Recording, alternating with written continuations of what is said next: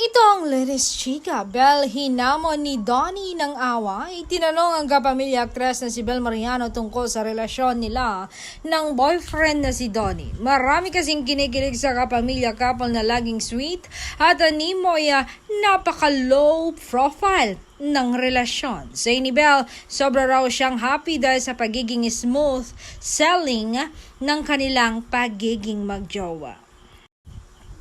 Sobra rin daw ang support system na binigay nila sa isa't isa pagdating sa kanilang mga karera. Sa sobrang galmado niya, actually, naghanap na kami ng problema ng away, pabirong kwento ni Bel.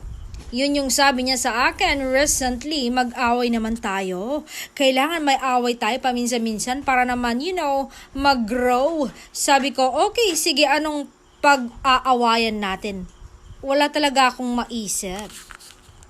Natatawang sabi ng aktor.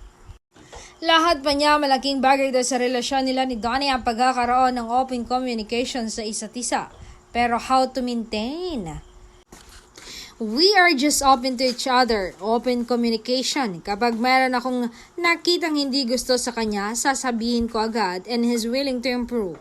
Ganon din siya sa akin. Vice versa. Hirit. Pani actress. Also yung trust and yung respeto, importante din yon sa aming dalawa at sa relationship namin, and we know our priorities and goals, kaya yun ang secret dugtong niya. Pagkatapos nga ng successful TV series nila na How to Spot the Red Flag last year, ikakasa na rin ang susunod nilang pagbabalik big screen, ang kanilang pagsasamahan.